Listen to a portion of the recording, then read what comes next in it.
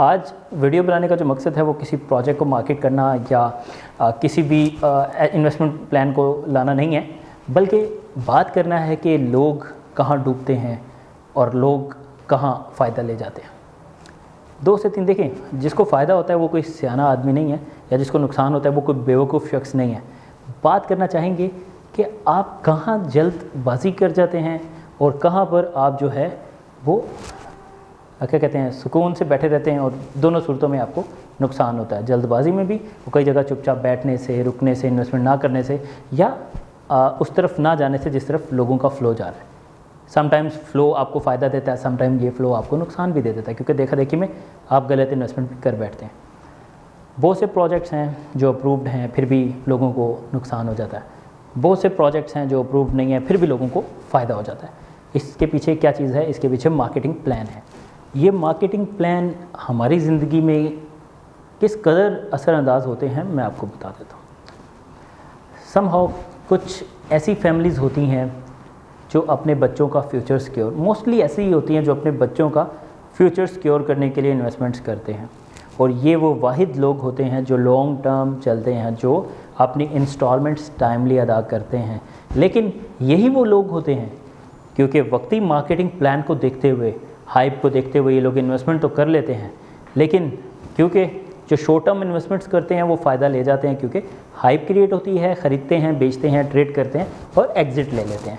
ये वो लोग होते हैं जो 3 साल 5 साल प्लान को फॉलो करते हैं, लेकर चलते हैं इस प्लान को, और फिर एट द एंड क्या होता है कि जब 3 साल गुजर जाते हैं, पोजीशन नहीं मिलता या प्रॉफिट नहीं आता या कुछ इस तरह की कोई भी, क्योंकि मार्केटिंग प्लान के अंदर सबसे मार्केट होता है वो होता है बायबैक पॉलिसी। बायबैक पॉलिसी, कोई भी कंपनी अपने पोजीशन के करीब करीब जब पहुंचती है नियरेस्ट टाइम के ऊपर, कंपनी अपने प्रोजेक्ट को लाजमी डाउन करती है और प्लॉट बायबैक करती है। उसे कंपनी को क्या फ़ायदा होता है कि उसे एक नया ब्लॉक या नए प्लॉट्स निकालने में आसानी हो जाती है, और वही पुराने रेट के ऊपर कंपनीज अपने प्लॉट्स बायबैक कर लेते हैं। ये पाकिस्तान के अंदर बहुत सी सोसाइटीज़ करती आई हैं और आगे भी करती आएंगी, क्योंकि एक फार्मूला है ये।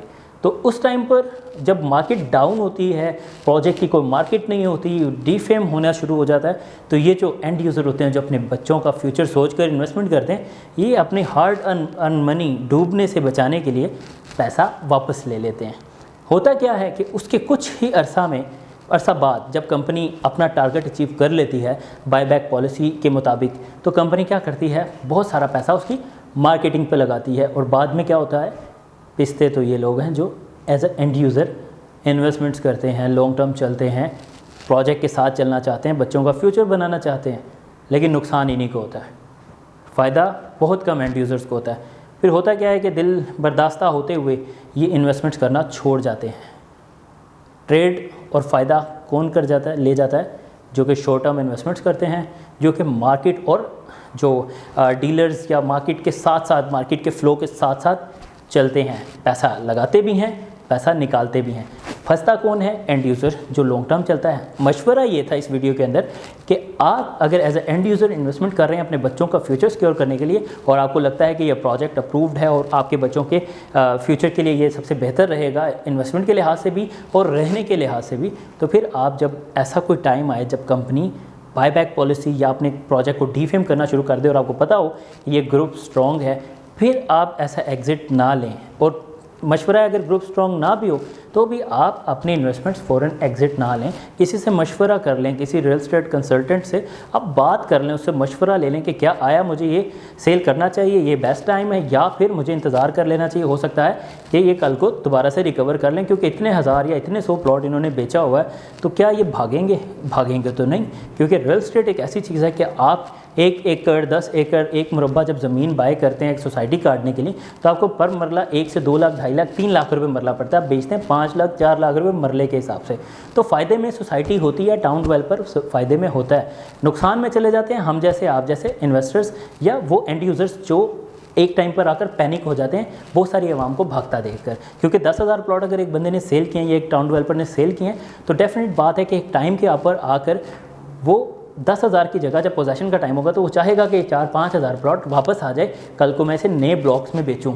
तो उस टाइम पर वो बायबैक पॉलिसी निकालेगा, डीफेम करेगा, बहुत कुछ हरबे इस्तेमाल करेगा ताकि उसका जो प्रोजेक्ट है वो डीफेम भी हो और वो चीज़ें भी वापस आएँ, और वो बायबैक करेगा उसी पैसे को जो आपने उनको दिया हुआ था। तो बात सिंपल है कि आप पैनिक ना हो, आप उस टाइम पर अपनी इन्वेस्टमेंट्स को जो है वो एकदम ऐसे एग्जिट ना लें। मज़ीद कोई इन्फॉर्मेशन या कोई मशवरा आप लेना चाहते हैं तो आप स्मार्ट प्रॉपर्टी सर्विसेज के नुमाइंदे से रब्ता कर सकते हैं, नुमाइंदों से, और इंशाल्लाह आपको अच्छी इन्फॉर्मेशन दी जाएगी। ख्वाह आपका प्लॉट किसी भी पाकिस्तान के किसी भी हिस्से में या किसी भी प्रोजेक्ट में आप इन्वेस्टमेंट करना चाहते हैं, हम आपको बेहतर इन्फॉर्मेशन देंगे। अब तक के लिए इतना ही। अल्लाह हाफिज़।